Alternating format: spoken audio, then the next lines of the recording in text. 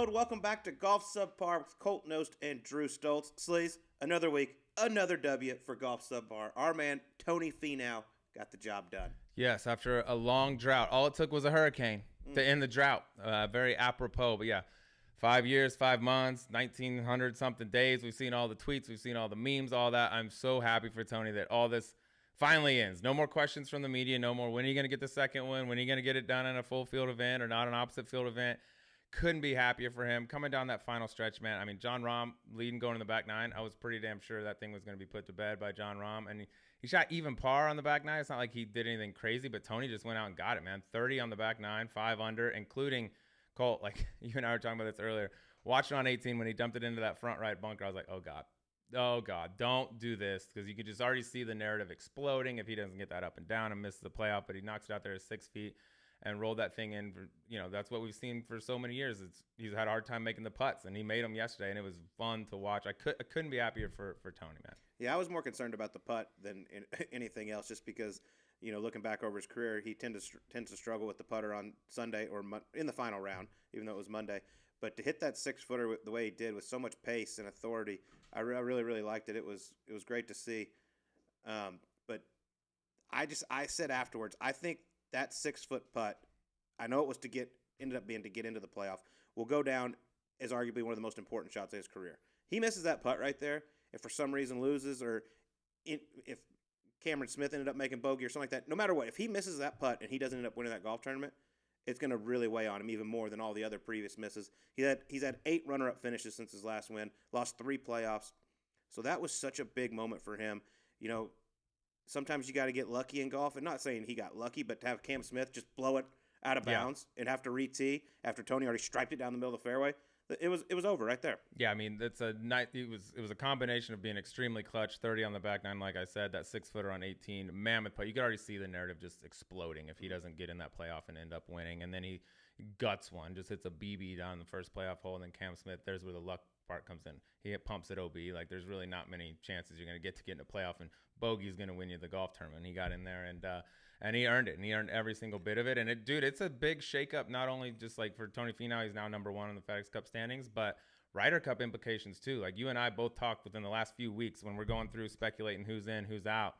The guys that were on the bubble, like Tony Finau was one of the names that we mentioned. Like, dude, I think if it happened tomorrow, if the Ryder Cup started tomorrow, he'd probably be a guy that we wouldn't expect to get a captain's pick. And now with this, boom, he's the number 6. He's for sure on the Ryder Cup team. And on top of that, another guy who I think we felt like was extremely solid to be on the Ryder Cup team, Patrick Reed, comes down with double pneumonia. He's in the hospital right now. We don't know when he's going to play again. And first, he just needs to get healthy, clearly. But I mean, what if he misses? He's going to miss this week. What if he misses next week? How long do you go before you start to contemplate him not being on that team? But yeah, first and foremost, he's got to get healthy. And that's number 1 concern. Forget about golf. I mean, this is serious stuff. He's been in the hospital. Patrick Reed's a guy we thought would be on the Ryder Cup team. One thing we know for sure is we're going to be there at Three Sheeps Brewery during the Ryder Cup. Getting amongst it. Yes, as the Spanish say. So look out for that. But, it's going to be interesting. The points in this week with the top 6 solidified. We have 5 already guaranteed. Mm-hmm. It could probably change with Xander Schauffele and Tony Finau for that last automatic spot. But then after the Tour Championship, the rest of the picks come, all 6 of them. And it's going to be interesting. All I know is we're going to be there. We're going to be getting amongst it at Three Sheeps and having a blast with all you that are up there at the Ryder Cup. I'm going face paint. I'm going everything. Never been to a Ryder Cup. Always wanted to. It is like my favorite sporting event, period. I love it. I wait for it every single time. It got pushed back from last year. Been waiting for this thing, and now to be on property, I can't wait, dude. Be chanting, doing all the shit, trying to bring this cup back for the first time in a long time, because they've had our number, but we'll go up there and change that mojo this year. But it is interesting to see. I mean, Patrick Reed going to be on that team. I was pretty sure of it. Yeah. Now we don't know, and now Tony, who we thought was a maybe, is for sure on it. So there's some judgment. I think this gives an opportunity to maybe Scotty Scheffler get an extra look, Kevin Kisner get an extra look. It's going to be a lot of fun to see how this thing plays out. No matter what, the USA is going to have a loaded squad. Oh yeah, Webb Simpson's on the outside looking in for the first time in a while. He's sitting at 13. I mean, Billy Horschel, who won the match play this year, he's right there too. I mean, there's 2 more weeks left. They're a big 2 weeks, but this thing's going to come down to the wire. And Stricker's got his hands full right now. If it were to happen tomorrow, I'd be very, very interested to see where he went with those picks. All right, well, we have a very interesting guest this week, as you like to call her, the face of CBS, which kind of hurts my feelings a little bit. You're like your voice is on all the time. We don't get to see the face a whole lot, but Amanda's face is on there. She's just the captain of the ship. She's the glue that keeps all the popsicle sticks together. You know what I mean? She is it. She is Miss Sunday Fun Day as well. Amanda Balionis joins us on this week's Golf Subpar. We talk everything from her start, how she got into broadcasting, to whether or not she should maybe keep pursuing it. And now she's got an incredible role, does an incredible job at CBS, doing all the after the round interviews, and makes guys cry every once in a while. She's not opposed to making guys cry Not or letting us, though. guys cry. Yeah, we haven't done it yet. We might have after the show. Thought about it a couple times, and then now after golf season ends, she just hops into football, throws her hat right in there too. I mean, she's a busy woman, that Amanda Balionis. So props to her for sitting down with us and giving us the background on how she became who she is. Well, before we get to Amanda Balionis, we got to talk a little bit about Travis Matthews, please. Of course. You want the perfect shirt for date night? Yep. Golf? Uh-huh. I mean, why not What get else? Why not Bar? get the Zenna then? Yep. Everything. The Zenna. It's the perfect polo. Lightweight, beautiful, 9 different colors, including heather light blue and heather gray. The Zenna is outfitted with enhanced stretch, which I'm a big proponent of, Stretchy. wrinkle-resistant properties, making an instant wardrobe staple. Instant wardrobe staple. The wrinkle-resistant is vital. All the fellas out there, you wear it, maybe you just wear it out to dinner. Like, I don't need to wash this thing. You maybe throw it on the ground, doesn't wrinkle, but this thing can go from the golf course to the bar. Want to take your lady folk out, have a bit of an evening. You just keep the same thing on. You don't got to change this. There's no better shirt in the game. Not having to iron a shirt is like the number one quality. I refuse to wear anything anymore that requires an iron, period. Well, it's versatile for work or for play. Travis Matthews' perfect polo delivers everything you need, no matter the occasion. Visit TravisMatthew.com today to order the perfect polo and use the code SPP20 to get 20% off your first purchase. That's SPP20 at TravisMatthew.com to order the Zenna. And as a little special thank you for all of our listeners out there, Colt, what do you see right here on my sleeve? Who's that guy? Our good friend that likes Who's the that birdie little juice. fella right there? That's the birdie juice man right there. That is the bat signal, basically, for all golfers out there. You see a dude wearing this, you know that fella likes to get amongst it. All right, and there are 200 of these bad boys available at the end of this week. Go to Golf.com Pro Shop. Pick yourself up one of these. Stay tuned to our social media. We'll be announcing that as well, but you got to have one of these. This is the uniform right here for getting amongst it, period. Birdie Juice Polo by Travis Matthew. Go get it. Golf.com Pro Shop. Here's Amanda Balionis on Golf Subpar. All right, what a privilege it is to be joined by this person with us here today. She's the face of CBS Sports, the brains, the talent, the captain of the ship. She basically does it all. Amanda Balionis, welcome. Wow, move over Jim Nance. Sorry, buddy. I am now the face of CBS We're very Sports. liberal with our resume introductions. I like this. Yeah, you can. I don't like pick and any of choose. that you just said. through the roof right now. I've been here for 10 seconds. Face, the brains, all of it. Oh, well, this is going to be very, very interesting. You and I have known is. each other for quite a long time. Yes. At any point, if you want to say cut, just let me know. Yep. No, I would never Fair. cross any lines. This is going to be a lot of fun. We want to get to know you a little more because obviously we know you as the face of CBS Golf doing the interviews. God, I hate saying the that brains. so much. Don't I forget hate the saying it brains. so much. But you also do football as well. But let's go back to the beginning because you went to Hofstra, broadcast I did. journalism. Yes. And I feel like Did you have to do research on me, Colt? no, I know all this. I don't even have anything typed out in front of me. Oh, it's just okay. Yeah, I'm impressed. I know all this. Yeah, all right. Don't worry, I talked to your fiance. I know lots of stuff. Oh, God. But broadcast journalism. So I feel like once you get a college degree, because I don't know what it's like, but I feel like that's when life really starts. Yep. And you're like, okay, now I got to go out into the real world and get a job. Yeah. Where did you start? What was that process like? I did it actually a little differently. I moved into the city my senior year. I guess back it up. I played Division II volleyball at a state school in Pennsylvania, and they did not have a broadcast journalism program. I knew that's what I wanted to do, and I made a deal with my parents. I was like, just let me get this out of my system. I really wanted to play college volleyball. And I said, let me get it out of my system and I'll transfer somewhere that will actually be beneficial for what I want to do. And they said, deal. So I transferred to Hofstra my second semester of my sophomore year. And it kind of like was this switch in my head where like, okay, I'm done playing sports. I still was friends with the Hofstra volleyball team. I tried to walk on, realized very quickly all 5'7" of me was not cut out for Division I volleyball. They were all from the West Coast, 6 feet to 6'3", and just freak athletes. So I said, I'm going to see myself out, but will you still hang out with me? Because I don't know how to make friends if it's not on a team, right? Like that's what I had done my whole life. And I knew I just had to channel everything now into figuring out what I didn't want to do and what I wanted to do. So I did every internship possible. The New York Jets at that time still shared the facility with Hofstra Athletics. So I interned for the New York Jets because I could just walk there. I was their summer intern. I did everything from organizing their fan mail system to operations and like zip tying things all over, the practice facility. I then interned for the New York Islanders because the Coliseum was right across the street, which I somehow learned nothing about hockey. And I know.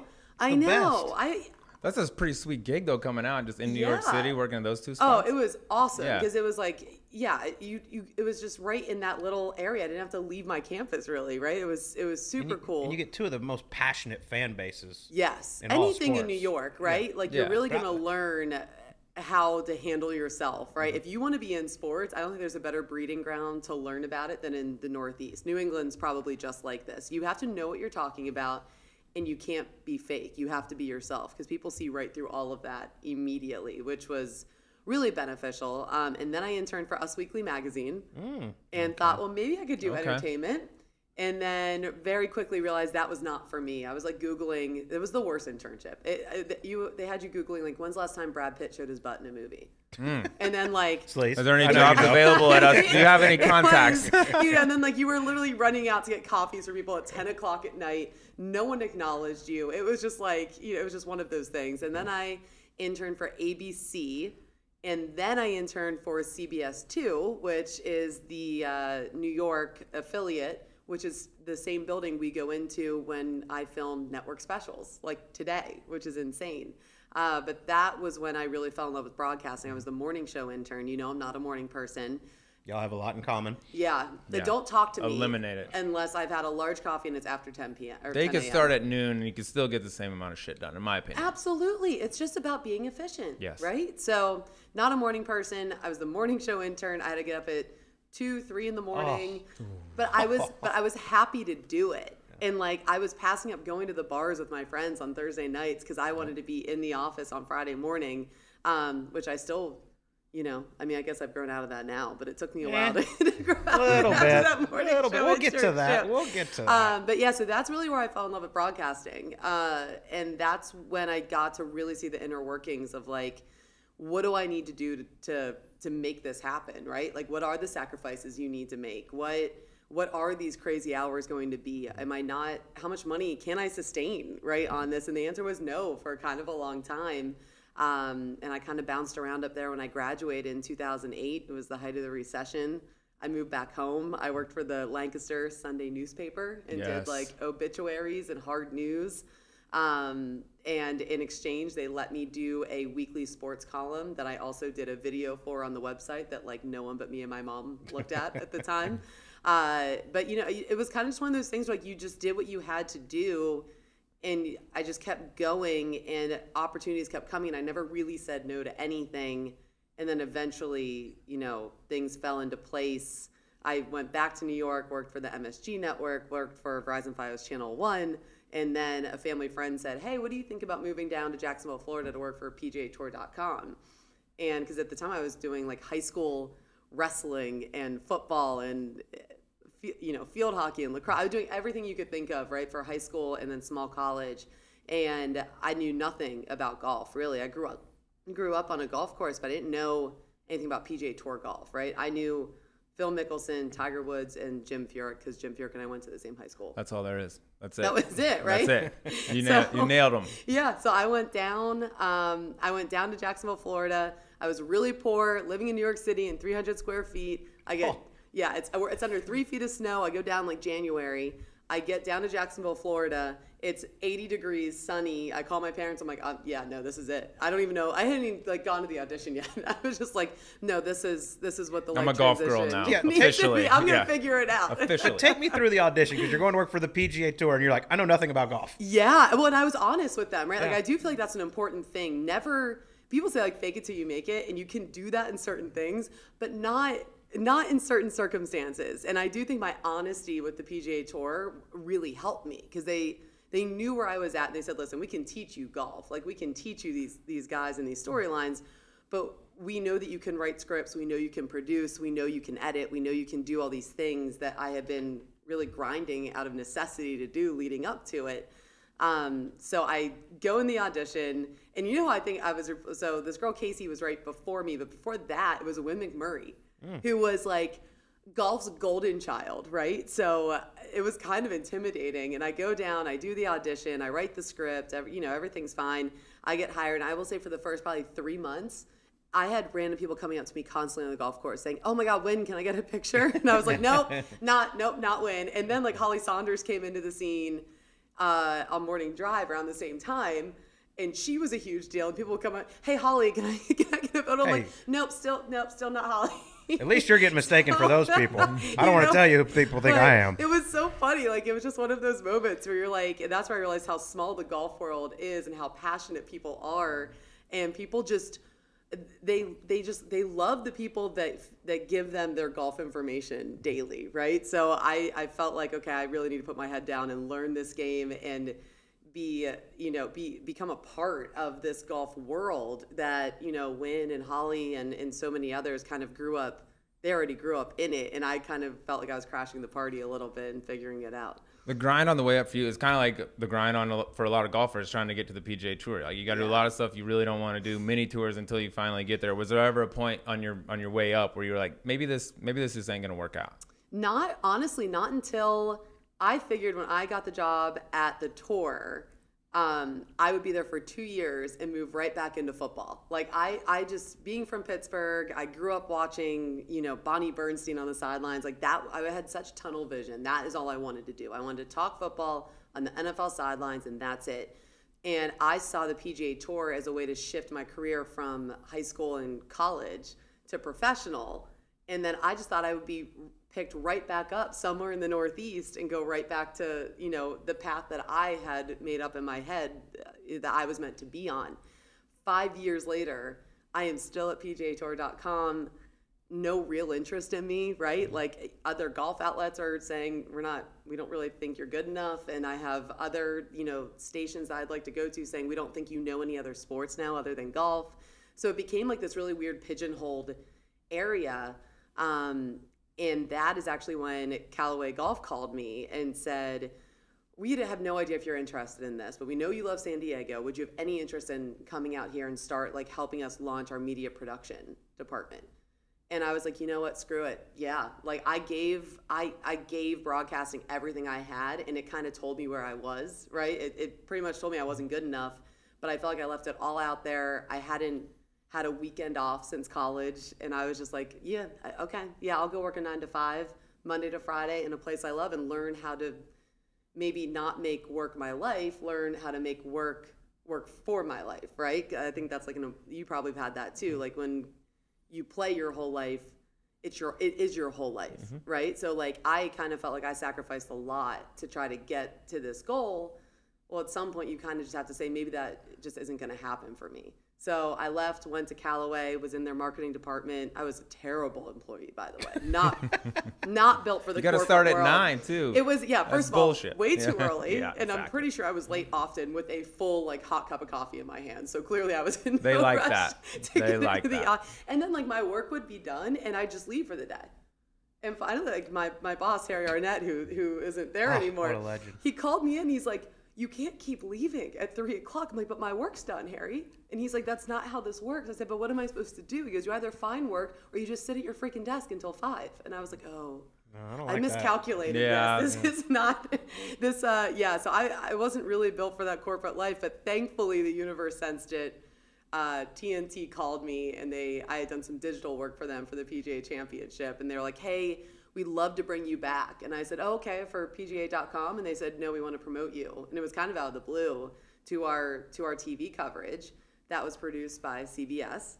And Lance Barrow was in my ear that entire week. And it kind of all came from there. But like, it was funny. The first time I really thought like I should be giving up on this, it just wasn't going to happen, was when everything ended up eventually happening. That's when TNT had the Thursday, Friday coverage, right? Yes. Yeah. Yep. Okay. Yeah, for the PGA Championship. So was that the first time when you were like on camera and like, okay, this is it. This is a big deal. Yeah. Like I need to go right now. Oh yeah, very, very. And you know, it's funny. I feel like all of those moments in my life have always been live situations, sink or swim. Either you figure it out or you don't. Right? It's never really been like the slow roll, like wade into the pool. Yeah, I mean, even like my first when I got laid off from that newspaper. The Because why wouldn't I? Lancaster. The Lancaster Sunday News, they're like, we can't afford your Not good enough $8. obituaries. Yeah, Yeah. your $8 an hour that we're paying you to work 10 hours a week. I got laid off, and then literally the next day, I got a phone call from this guy, Ralph Benarchek, who was a Hofstra alum, was working for Verizon Fios Channel 1, and said, do you want to come basically have a live audition for Princeton football sideline? And if you do great, we'll ask you to come back. And if you don't, then we won't ask you to come back. And it was just like, and it was the same thing with CBS. They called and they said, we have this smart cart that we know can be used in a better way than we're currently using it, but we need someone dedicated to it to kind of show off what it can do and can produce, these segments with it and understands the stats and the players. And they said, so we'll try you out the Genesis. And if it works, great. And if it doesn't, we'll just kind of act like this never happened. And and that was the same thing with TNT. If it works, great. And if it doesn't, we just won't ask you to come back. What year was Fair enough.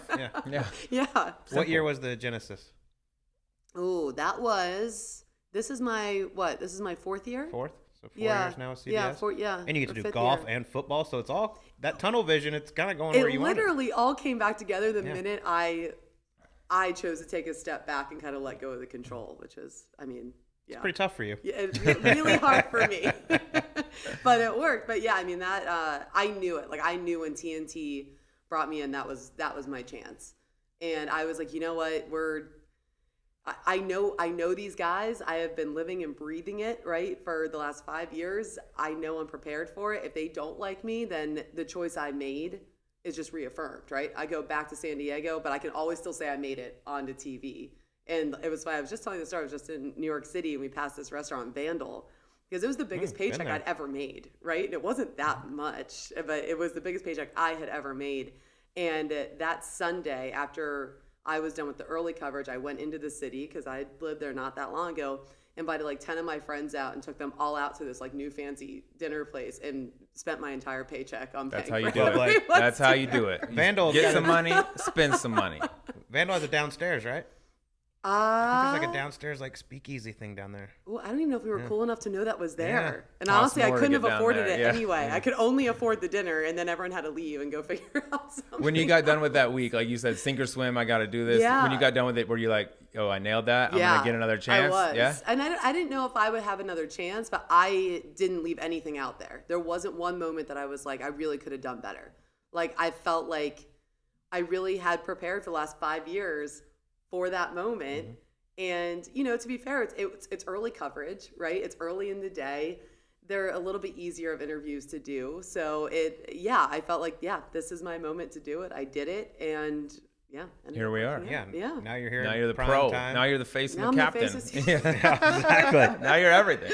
But let's talk, it's 4 years. You've interviewed a lot of players. Yeah. Is there an interview or a person that's kind of sticks out and you're like, that's my favorite one, or you always get excited when that person comes up? And John Rahm is always good. Always. And since since our very first interview, there are those guys that you're just like, you're built different, and it's so obvious that he thinks differently, he handles himself differently. He's so philosophical. Like, he studies philosophy in his downtime because he's interested in it, right? Mm-hmm. You're like, he's just such a well-rounded person, I think, and looks at golf and life in this really holistic way that, really I had to do a lot of, introspection at some point in my life. And I went through like my yoga teacher training, and then, my dad passing away, and figuring out like, how do you balance life with work, right? When all of those things are kind of all consuming and intertwining, and like the things that he talks about, journaling every day, meditation,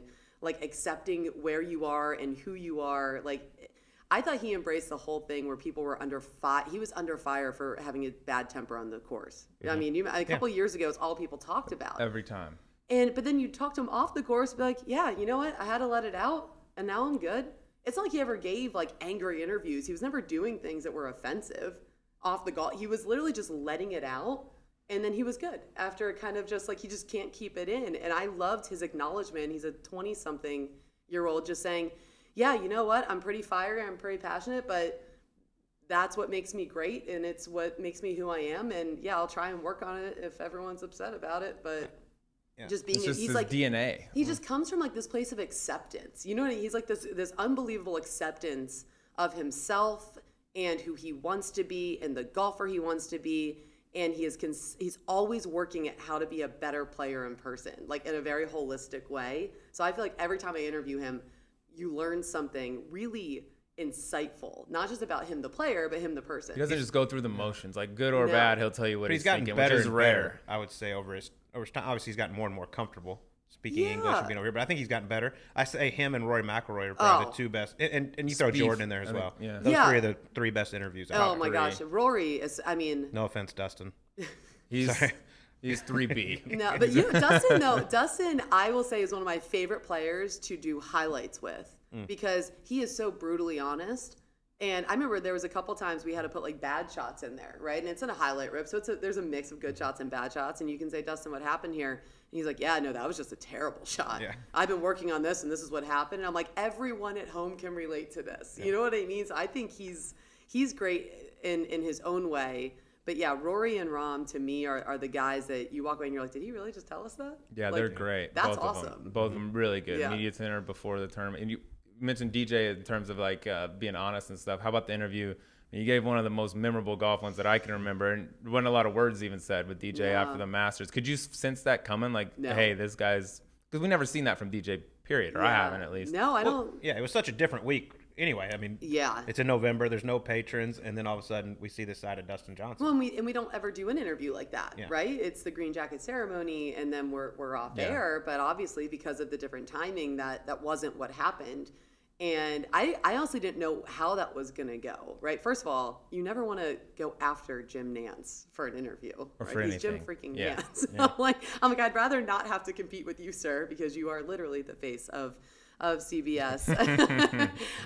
Debatable. So, yes, so I wasn't sure how that was going to go, but we were standing there for a couple seconds before we went live, and you could just see him taking it all in, you know, and like Paulina was right there and Austin was right there, and Austin had obviously already cried walking up 18, so we knew this one was really emotional for him and his whole team.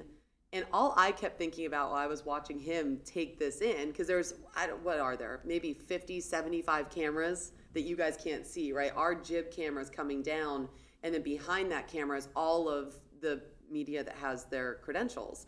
And so you can see him looking at this. Tiger is out there. And I was like, man, this is the moment that his team has told me about, that when he was little, every single putt when he was practicing was to win the Masters.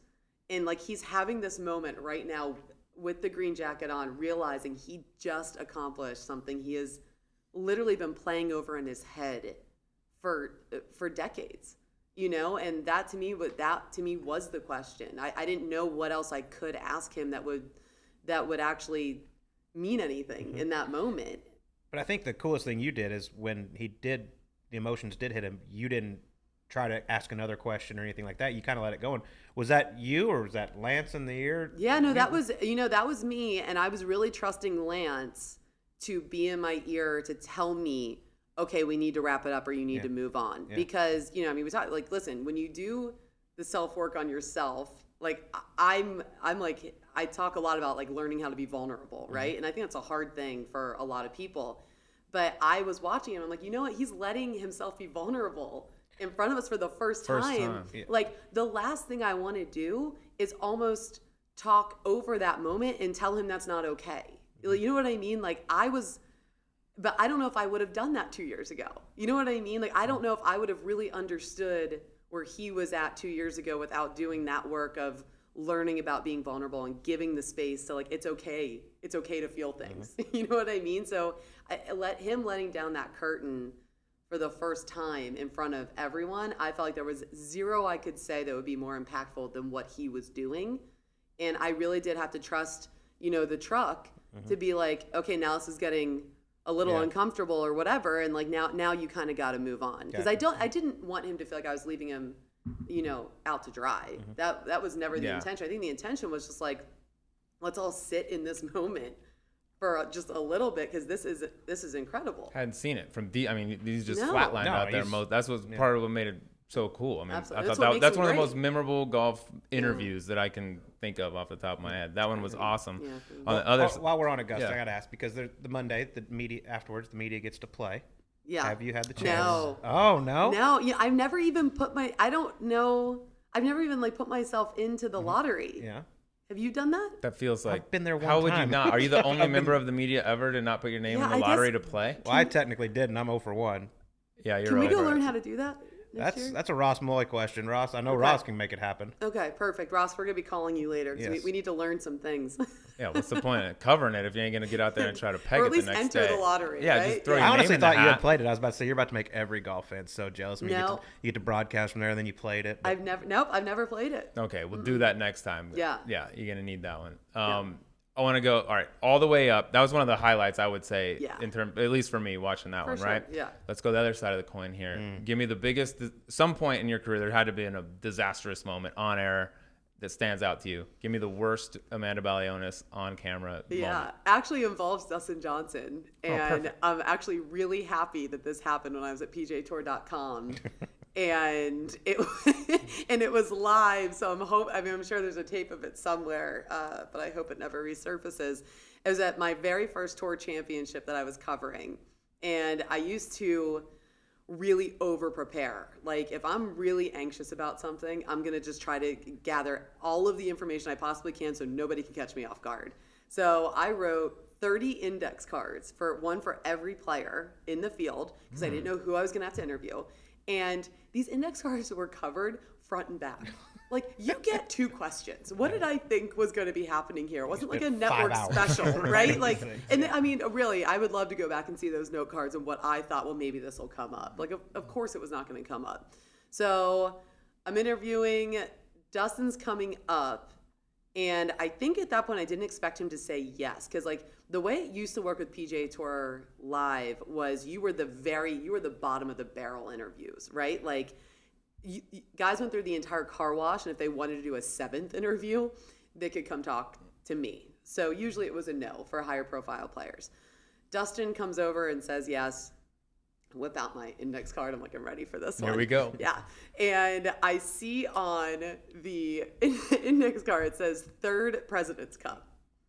And I'm like, okay. So, and this is what, 2011 or 2012? Not so, possible. Nope. So you do the math. Yep, not possible. But I trusted that handy index card. And I said to Dustin, I looked down at it and I said, I asked him something about, the season. And then my second question was, well, you're about to go tee it up in your 3rd President's Cup. What have you learned from those past, events that are going to prepare you moving forward? And then Drew Dustin for me looks at me and goes, it's my first. Right, but assuming you had played in 2 other ones, what do you think you would have learned? I was like, are you 3rd in points? Now I'm just trying to figure out what I wrote. Yeah. Like, I'm like, there's something here. And he goes, I don't know. And I was like, I'm going to go out on a limb and say it was his 3rd tour championship. no, I had Bretton 3rd. I think he was 3rd in the rank. Okay. Like, Maybe he was ranked 3rd in President's Cup Gotcha. standings or yes, something. Yes. He was 3rd in so the like 3rd standings. President's Cup, Yeah, you're right. I just So- put and- 3rd yeah. President's Cup. That'll and happen. he looks at me and is just like, I don't know who you are or where this is going. But I was like, okay, thanks for the time. He's like, yeah. And walks away. And I'm That's like, how it ended? and I was like, oh, dear God. Well, it gets worse. So then they're in my ear and I am full pain. Like, I am sweating. I'm like, I'm never going to recover. Yeah. Dustin Johnson's never going to. He thinks I'm an idiot. Like, I can't get out of my own head. They say in my ear, hey, Phil Mickelson's walking off the green. Why don't you go see if he'll talk to you? And I've never, ever talked to Phil. And I'm like, okay. And in my head, I really am thinking there's no way he says yes. So I'm like, hey, Phil, would you mind 2 questions? Yeah, absolutely. Shit. And Damn I am not in the headspace to do this. So I look directly at the camera, and he doesn't know me from anybody. And I look right at the camera, and I'm like, thanks, Phil. Guys, you're Phil. And he just, no laugh, no anything, just stone cold stared me down like, this is never going to happen again. And then we did the interview, and then I proceeded to have a massive meltdown in my car, and that was the last time I did index cards. That's when you sign off with, all right, I'm Wynn McMurray. Thanks, guys. That's when it comes back to help you. Yeah, This is Holly Saunders signing off. It was bad. It was 2 back-to-back hot mess moments. And live. and live, right? that's With two gonna really sting. high profile players. And you know, we're such a traveling circus. Everyone kind of remembers everything. Oh, yeah. Right? So like I knew that was my first impression with those two guys, and that was going to take me a long time to dig myself out of that hole and gain some credibility. Has either of them ever brought it up since? Like, No. wow, you've gotten a lot better. Phil I'll did, remind though. them. Yeah, make sure they all know, dude. Yeah, right. You remind them. Phil did call me Holly, like at the beginning of my career, but I think he was doing it. Hopefully he doesn't do it On now. purpose? No, he doesn't do it now. Yeah. I think he might have been messing with me. I actually don't know if he was. I just watched a video the other day where who was it? Was it Colin Montgomery? Said that Phil called him by the wrong name. He probably did that on purpose, though. Right. Well, so I never thought it was on purpose until I saw that video, and I was like, was he just trolling me? Because that was. He's pretty that good was at almost it. better. Yeah. Absolutely. Definitely But could've. now, no, Phil is. I mean, now we have a great working relationship, and it's awesome. But the beginning was a little rough. Those are Little good touch ones. and Those are go. good ones. Back to back, just to pile it. on a little bit. Yeah. All right, you spend, I believe, 22 weeks a year with the PGA Tour and CBS. Yep. Favorite stop of the season? Pebble. Oh, yeah, you are Pebble. Yeah, I mean, Pebble's just not even real life that whole week. You get to spend the whole week there. That one's awesome. I love the Travelers Championship. That's like a little piece of home for me. So that one is always. You didn't love it Sunday this year. You know, I did though. Like that was so fun. The sleeve sent us around a round of shots. At my Oh, birthday. yeah. How was that? You take that shot I of was tequila I sent from BG's? Oh, you know what? I was saying that's why you didn't love it on Sunday. I almost just said I don't You- remember that, but I probably actually don't remember. Right, yeah, that it was actually great. true, yeah. Thank you Yeah. so much for this. I did Yeah, no forget that problem. your birthday did. That's why I was saying you didn't like Sunday too Yeah, much. but then we had that iconic playoff. Yes. Yeah. Yeah. My birthday was Stretched. more exciting. Yeah, takes Yeah. a back seat to that. Have you hit a shot at Nance? Speaking of Pebble, have you hit the shot at I Nance's have. par 3? Yes. How'd you do? I have come very close, but have never. Yeah, I really want a hole in one there. There's some I feel good like- names on the hole in Yes, one board there. Yes. Be a good one to have your name And I on. tell him all the time, I feel like he just needs to give me a bucket of balls, make sure a camera's out. I don't need anyone around. I don't do well under pressure. Right. And just let me get it. Just Yeah. let That's me get up never on the gonna One putt. after one, and we'll edit it. Looks like the first try. That's it. Yeah. Right?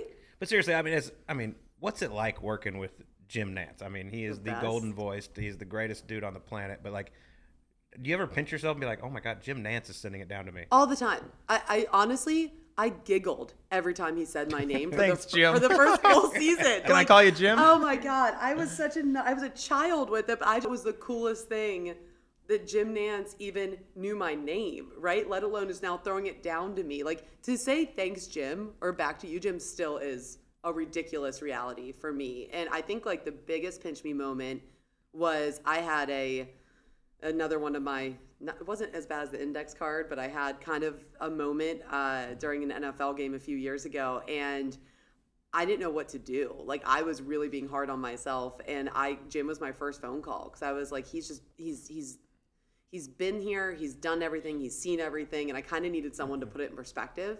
And he called me back within 30 seconds, talked to me on the phone for 20 minutes, giving me so much unbelievable advice. And like, this is the busiest guy in sports, right? And like, he has a million other things to worry about than me talking about one of my first NFL games and like not executing perfectly. And he was, I mean, just the best sounding board. And to this day, like, if there's ever anything that I really need advice on, like Jim is the guy to call because he, as good as he is on air, he's even better. Has he ever He even messed up I was gonna say, he never enough to messes know up. what to say? I mean, that'd He be like, never, yeah. I mean, maybe he was just making me feel better that like that used to happen to him. like back in the Tiger, day. I didn't close out the 54-hole lead. What should I do? Like, I don't know, dude. I've never not closed one out. Just But it's win it. That's like, what I do. Him and Tarico are just the two smoothest guys. Like they go through a show and I'm like, he never once stumbled a word, never once messed up. It's He's unbelievable. He's unbelievable. gift. Have you seen any blunder of any sort, or Jim even getting like, No. you know, No. flustered up there ever? No. Yeah. Have no you? sport. God, no. I've only worked with him once.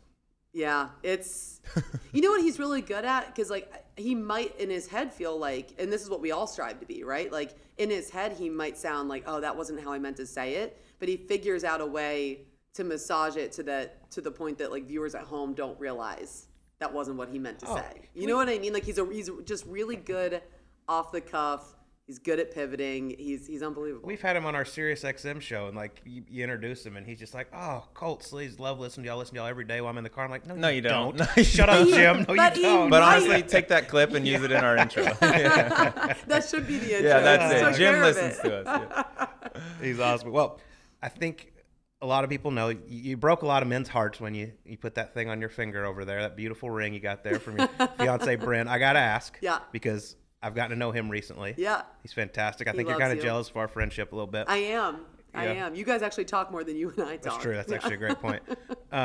Former quarterback, college, NFL. How did y'all meet? Yeah, let's hear that. Yeah. I don't know this Yeah. one. So I actually don't know either. Like to know. So this is another one of those career moments. I was taken off an NFL game, put on a college game, and in the moment, I was really mad, and they kept saying, like, this is a great game. Or, they're turning Marlins Park, the baseball park, into a football field. It's FIU versus Miami. It's like it's a huge, rivalry. This is going to be awesome. Butch Davis is at the helm here, and the new guy at Miami's there, and it's just like the new versus the old, Manny Diaz, and you're like, I'm like, okay, I'm going to do it, but I don't really know a whole lot about college football. Growing up in Pennsylvania, that's not what it is, right? Like, you watch it casually on Saturdays, but you're just kind of resting for Steelers-Eagles games on Sunday. So I get down there, and luckily I was actually working with a good friend of mine, Aaron Murray, who was the quarterback at Georgia, and Rich Waltz, who actually used to be the play-by-play guy in Miami at Marlins Park until he left there a few years ago. So I was working with an incredible crew, and I'm like, all right, this is actually going to be pretty fun, and it is what it is. So we get to game day, and it is awesome. Like, to see a baseball park turned into a football field is very cool. The fans were, awesome. And Aaron and I are sitting there having our like kind of crew meal before, and I'm drinking a coffee, and this really like big guy comes over across the field to say hi to Aaron. And he walked away. We talked for a little bit, and I was like, who is that? And he was like, oh, his name's Bryn. He played quarterback at Carolina when I was at Georgia. I've known him forever. I'm like, is he a good guy? He's like, yeah, he's a good guy. That was it. It's like all I really thought about it. He comes across the field with about 3 minutes left during warm-ups, and like he comes to the Miami sideline, and he's like, hey, I just want to let you know, if any player goes down around the 17-yard line on our sideline, there's a hole right there that like the grounds crew hasn't been able to quite fill. So like, it just, if you need that information. And I was like, oh, okay. And here's thanks. my phone number. Just Well, he did tell me later. in case you have questions after. He's like, I actually came over to give you my phone number, but you gave me this like death look that you're at work. And I was like, no, I can't do that. She's not going to like give me her phone number if I ask her while she's at work, which he was right. So gives me this whole story about this hole in 17-yard line, which by the way was not true. So thank God nobody fell over there. I would have given a false report. Like, what a weird lie. Sabotaging your career. Yeah, like, All the lines that go through your head, and that's the one I'm going to go with. And so the game happens. He's up in the booth, and the FIU ends up having their biggest win in program history, and they beat Miami. And it was a big deal. That night, I think, because I had to be up the next morning, so I got the next morning. But that night, he slid into the DMs on Twitter and was like, hey, it was really nice to meet you. And I was like, yeah, man, great meeting you too. And then I text Aaron again. I'm like, are we sure he's not a creep? Because now He's already lied to me. The first thing he ever said to me was a lie. Right. So like I have some questions at this point. And Aaron was like, no, I swear he's a great dude. So yeah, we started talking from there, and then yeah, now all we're great engaged. relationships start with a DM. How did people meet and get married before Twitter, social media, all that Why wouldn't he stuff? just get my number from Aaron? But I guess he didn't want to go through Aaron. And now you have that direct, I don't know, but I had feel to like stalk his you a version little of the bit story is online much before. different. his What'd he version's say? way more romantic. I don't know. He said if you really want to get her going, just ask her how we met. And I just thought it was going to be something. Because I had no idea. Oh yeah, no, he tells it like it's like, so he's Here we go. he's the emotional one, I would say, of no, in a good way, not in a bad way at all. Not in a bad way at all. He's amazing. But, I would say he's definitely the more romantic one of the two of us. And he said, when I saw you sipping your coffee next to Aaron, something just hit me over the head, and I just knew it. I just knew it. Yeah, I just knew that you were going to be my wife. Well, Brandon, you've been hitting the head a lot. I just, in your life. That's like, how many CTE, sir. How many concussions have you had, babe? But he wasn't wrong. So next year is when it's all going down. Next year, yes. Well, yes. Congratulations. Thank you. Very cool. Yeah. Yeah. That's all I got to say. San Diego? San Diego? Yes. Yes. Colt, if you're nice, you might get an You invite. could be the officiant. Yeah, you want to officiate our wedding? Oh, yeah. The way dude. I'm trending, I might be in the wedding party. Yeah, well, that's actually true. That would not Might be surprise throwing the me. bachelor party. I will say, Bryn is obsessed with the pod, and all he says now, I hear it maybe at least 3 times a day. Let's get amongst it. Yes, Bryn. I'm like, Shout out, Bryn. okay, T-shirt, so a big fella. We get it. Like, I see. Let's get him on next. Yeah, we'll get the real he'd be more story. entertaining exactly. than me. We'll find out who slid into whose DMs at that point. It was definitely him. Okay. I love it. Well, we got to talk a little bit about your nonprofit, Puppies and Golf, something I know Yes. you're very, very passionate about. I am. Tell us a little bit. How did it start? Started when I was in Jacksonville and I was volunteering at Canines for Warriors. Mm-hmm. And I, like, literally, you used to be able to go volunteer there and go, like, play with the dogs. You could just go wear them out so that they were prepared for training. And it was really good. And it was really therapeutic for me, too, right? So, like, I already started to see why this dog-human connection was really important. It was the thing I look forward to the most every single week. And if I was having a rough week, I'd sign up for extra shifts to go volunteer because it was just a really happy place. And 90% of those dogs at Canines for Warriors are shelter dogs. They go into the shelters, they save them, they train them to be service animals for military veterans battling PTSD post 9/11. And those veterans those dogs literally save their lives, right? They'll get off all their medication because they don't need it anymore because they feel safe with their guy by their side. Or a lot of them will say the first time they didn't think about suicide was the first time they woke up with their dog because they realized someone else needed them as much as, it was a two-way street for the first time in a long time. And that really stuck with me. So when I moved out to San Diego, I still wanted to be able to give back to Canines for Warriors. So Harry Arnett, who we talked about earlier, he said, you know what, I'll give you the seed money. There's a really funny Reverend company called Puppies Make Me Happy. And they said, okay, we'll do this like Puppies and Golf collaboration with you. I said, okay, I have the money to kind of get the shirt started, but all the money has to go back to Canines for Warriors. And they said, that's fine.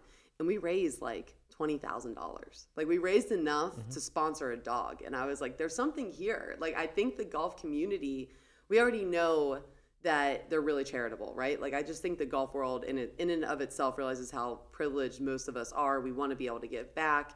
But I also think like we all love to be outside, and what do you equate with being outside other than golf, right? It's usually there's a dog or two hanging out somewhere. So it hit, I think, this chord, and from there we kind of grew it. I started visiting shelters when I started traveling for CBS, no-kill shelters across the country, and I was like, okay, let's just make it a formal thing, so I'm not just randomly being able to donate things from Amazon wish lists and whatever. So yeah, we're an official 501c3 now. I visit a no-kill shelter once a month. We give grants to shelters and families who have like emergency medical bills for their dogs, so they don't have to worry about it. Yeah, I mean, that's your thing on the road. I mean, Thursday, Friday, you always find a shelter, it seems like. Yeah, and yeah. go and play with. I mean, that's your thing. I mean, you've great. never met a dog you don't like.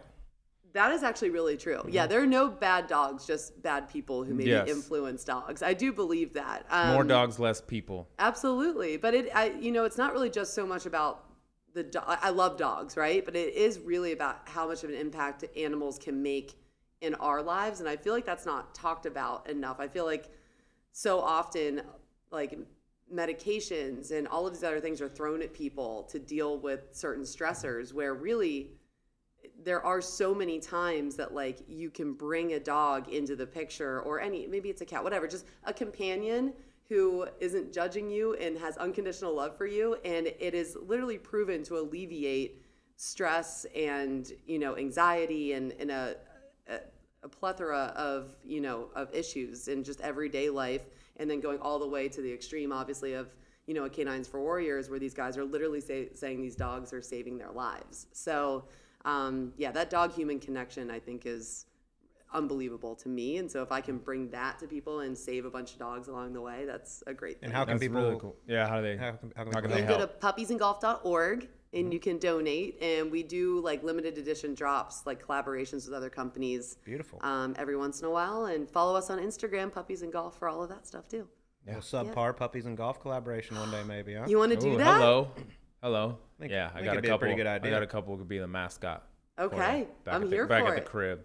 Okay, deal. How are you gonna plan a wedding with it? You got golf, football, Yeah, no. charity, and then you got a wedding coming Brent's up. job. Yeah. No, I'm not doing a very good Is he the job of wedding it. planner? No, he is not. Okay. No, neither one. Honestly, all of my friends, I have a couple of friends who are in the midst of, planning a wedding, and they are so far ahead of me, and my wedding is so much sooner than theirs. You got I'm a like, date. You're good. I have a date and a dress. And a fiance. And a the preacher, guy. and you got a Right, preacher, and an officiant. Reverend So- Knost. Actually, I take it back. I am killing it. Yeah, you're fine. I'm doing great. How many weeks a year are you traveling, working? About 40. Oh, okay. So you get 12 at home. Yeah. Pretty good. Well, Pretty yeah. good deal. Yeah. Yeah. Easy. Yeah, and you're working weekends. I mean, you got Monday to Thursday for some Amanda time. It doesn't always work out that way. Okay. You know that. I could say the I same work thing for Monday you. to Sunday right now. Yeah. Here we That's go. whatever. Did you know Colt works really hard? No. only tells me Can you about, tell like, me a little 5 bit about times a it? day, so. Have you, yeah. you met my child, Drew? No, tell me more. I'm You know very, he's tired. all very the time. interested in I'm it. actually never tired. I'm always ready to go. Should we get to the E9 Yeah, now? let's hit that. This is where we're gonna have Here some we go. fun. I thought I was escaping. Mm-mm. Not escaping. No, We'll get amongst it. First off, we could go hours with you. It's so much fun to talk to you. All right, number one. Mm-hmm. You can trade lives with anyone for a day, dead or alive. Who's it gonna be? Ooh. Do I have to answer this quickly? Because this is hard. I mean, it is All the time you need. I'm going to go, I can trade lives with anyone. anyone. Yeah. You just spend a day Entertainer, in their life. Whatever. Any year. Me and Sleaze are Any available. day. Yeah, you could be us. Not a bad gig. I think we could do better. No offense, though. Stings a little, Tom Brady. but fair. Tom Brady, all right. Tom Brady. Oh, wow. Yeah. You just want more diamonds on your hand. I know what you're thinking. Dude, did you Just wanna see that meet Super Giselle? Bowl ring? God, which one? The most recent one? Yeah, it Insanity. looks a lot like that thing you got. It does. It's true. God, Bryn, they love you. Yeah, he's doing it. Well, just give it time. He might change Oh, that here in a no, second. no. Okay, all right, go ahead, Sleaze. All right.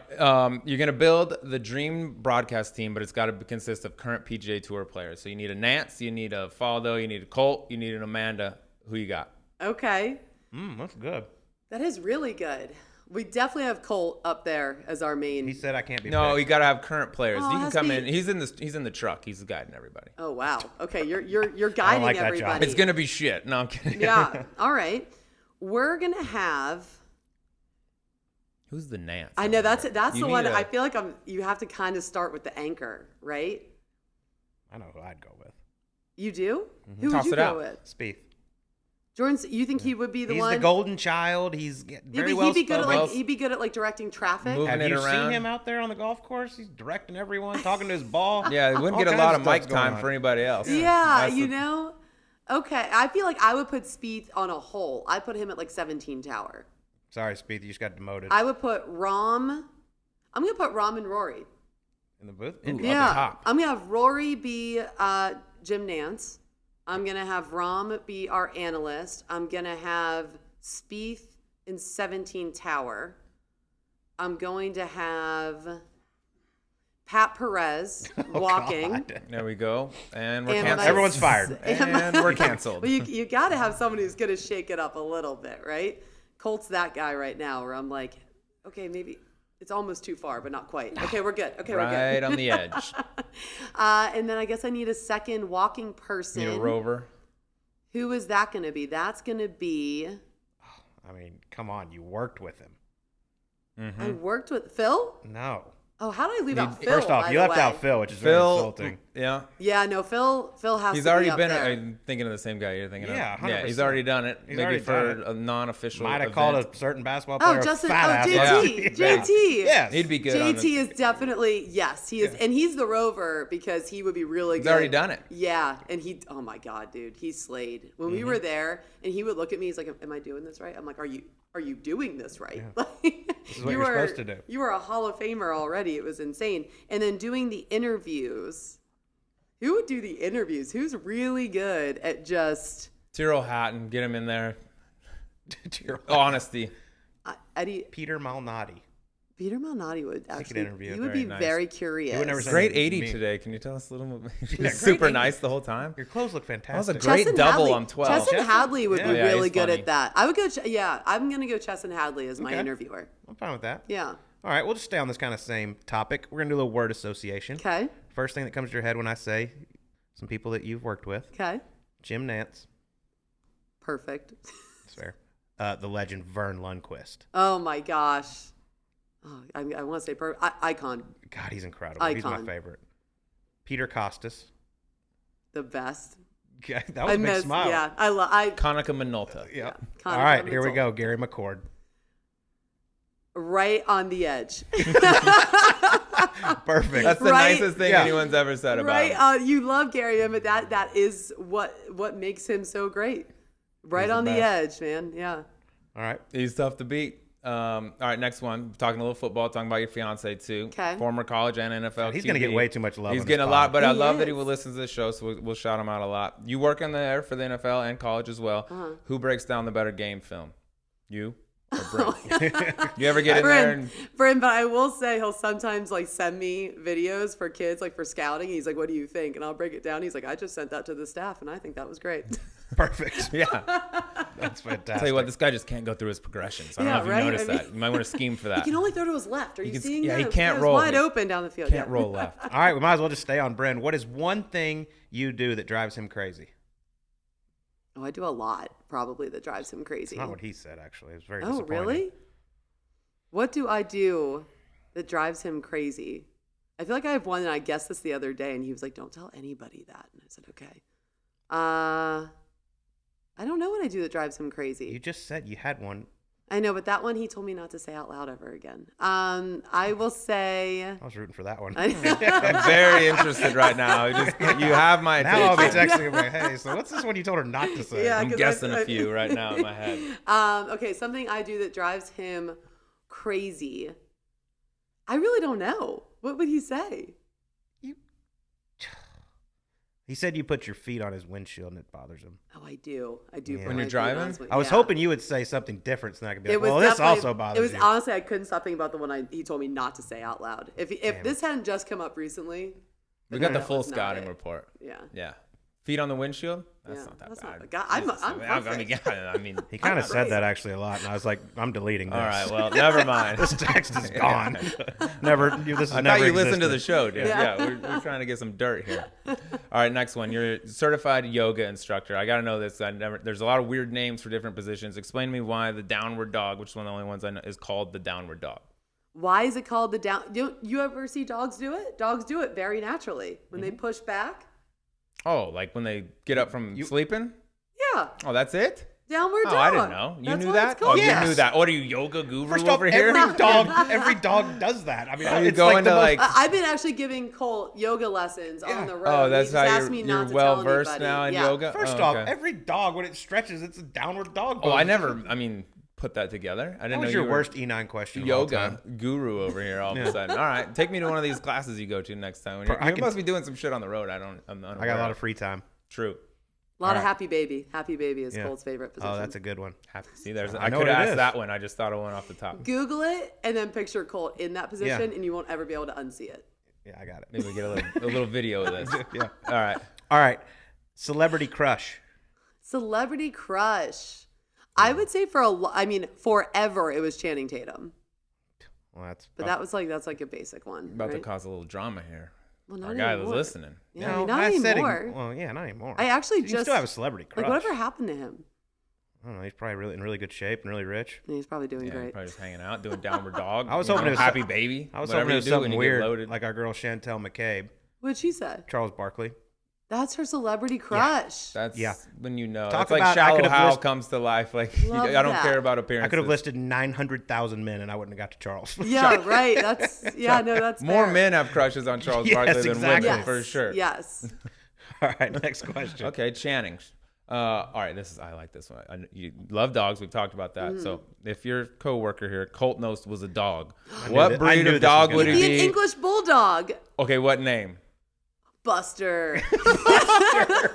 Please call him Buster. Buster on the air, please, soon. Well, we might as well just return the favor. What would Sleaze be? Doberman. a mutt. pit bull, First of all, mutts are the junkyard healthiest dog, of dogs. bro. What's the meanest dog? Yeah, you're so terrible. I don't know. I think you're kind of bougie though. What has the skinniest Yes. legs? Oh, those race You might be a dogs. standard poodle. A poodle. A greyhound? Yeah, Long what's the- legs, skinny legs. Hair is always coiffed. Oh, poodle. Quaff. I'm saying it. I think it's you might be a standard poodle. Like a show poodle, though. Like a yes. Westminster The poodle, elite. a prize the poodle. elite of the I'll poodle. take I it. like this. You're a I poodle. like. And Okay, I I'll think, take it. And I think your name would be Dexter. Dexter, like the murderer. That's part of the mean. You know, I that's love my that you mean try to be strength. so tough in your Travis Matthew polo. Floral polo. You've seen me, dude. I'm an animal. All I right, think Dexter this- the poodle and Buster the English bulldog. Yeah. Or yeah. All right, here we go. You're the queen of Sunday Fun Day. It's your favorite thing to do. So passionate about it. You're pretty good at pop a shot, kind of, but we're not gonna get into that. Kicked your butt. All right. Well, it's the second time, the one you filmed. I can't handle the camera, so I get nervous. Okay. Okay. Top 3 PGA Tour players to Sunday Fun Day with. Ooh, Joel Damon. Oh, yes. A fact. That's bazillion percent. Monday through Sunday fun day Exactly. for Joel. Not even close. Yeah, Joel. I will say. Who else would I want to Sunday Fun Day with? Pat. I've never Sunday Fun Day with Pat Perez, and It's fun. But I feel like it would be. Yeah, Gonna I feel drink like some wine, it would probably. take some time to recover. And let's go. Brooks Koepka. I cannot believe you left out our guy Max. He's going to be really hurt by this. I have to tell There's you, a lot of options on the table. Max is like responsible now. Maybe around you.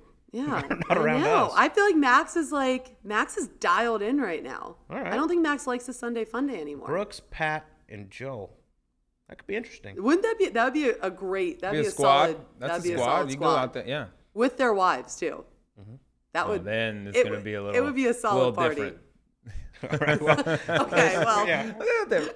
Well, Amanda, this has been awesome. And by the way, we've known each other a long time. You actually do this for a living. You interview people. I can't believe I actually interviewed you for the first time before you ever interviewed me. That's really sad on my that part. is really sad. Yeah, it's really How'd I do? tragic. Oh, Be on incredible. the other side. First off, how'd we do? You nailed it. Okay, you're good. great. You're way more professional than I thought you were gonna be. Yeah, well, you know, I have to work with you. But then the standard poodle over here. That's right. Exactly. The what show I poodle. anticipated. Let's call me the over show The poodle. I'll be a show poodle. Awesome. Amanda Balionis, thank you so much. Yes, thank you, Amanda. guys. This was fun. All right, well, that was the face of CBS, as Sleaze likes to call her, Amanda Balionis. Sleaze had a lot of fun sitting down with her. I mean, it's hands down my favorite part was when she figured out which kind of dogs we'd be. I knew what mine was going to be. Yeah. But the poodle? Yeah. Dude, don't just say regular. It's a show poodle, I don't award-winning think she said that. Westminster trophy receiving poodle, like a special poodle.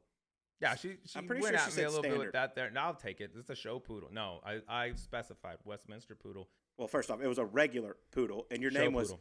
Dexter. Show poodle. Dexter, the serial killing show poodle. I love that, dude. He looks innocent and sweet, but when he gets down to it, he'll slice your head off and chop you up into a million pieces. So I feel like that pretty much accurately describes me. Buster as a dog. the English Bulldog and Dexter the Poodle. God damn, that's a lineup, ain't it? God. But, man, it was so cool. Talking about, her favorite Sunday Fun Day and spots, her favorite people. Who would she like to Sunday Fun Day with on the PGA Tour? A very interesting group. Yes. Not sure how it's all going to go, but Eclectic. good luck to you.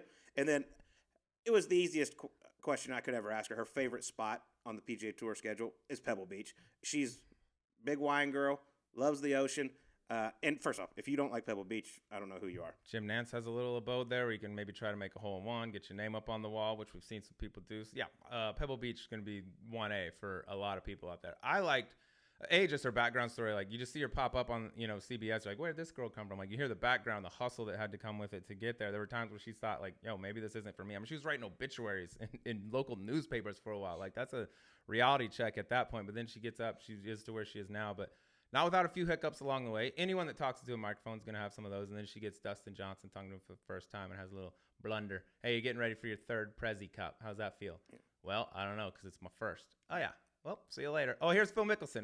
Let me bounce back with a little Phil interview. But also, by the way, one of the best interviews ever with Dustin Johnson at the Masters when he won in 2020. But awesome ride she's been on. It's not near over. She does an incredible job out there. It's so much fun to work with her.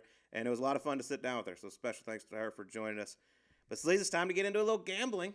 Got to do it. Well, FanDuel is America's #1 sports book. There's no other place you should bet, in my opinion.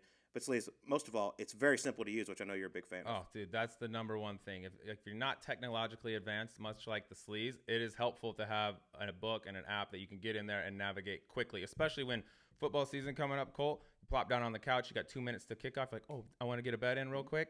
The worst thing you do is when you go sign in, try to get a bet in, it takes forever, and then next thing you see, game not available. Worst 3 words in betting right there. With FanDuel, you get in there quickly, get that bet, pop down on the couch, check it all out. And also, once the game gets in, easy to live in too, which I know we're big fans of. You got a little trend. You see Uncle Mo shifting. You just live in, get after it. Got live betting. You got odds boost, all kinds of different things, props, futures, all kinds of things. Go to FanDuel.com/subpar and get amongst it with FanDuel. Got all kinds of stuff going on, Sleaze. Right now, FanDuel is letting you place your first bet risk-free up to $1,000. Just place your first bet on anything, and FanDuel will refund you up to $1,000 back in site credit if you don't win. Tough thing to say no to. All right, well, if you've never tried FanDuel Sportsbook, what are you waiting for? Go to FanDuel.com/subpar or download the FanDuel Sports app to get started. Be sure to sign up with promo code SUBPAR so they know we sent you. Disclaimer, 21 years or older and present in New Jersey. New users only. $5 first deposit required. Must wager in designated offer market. Max bet $5.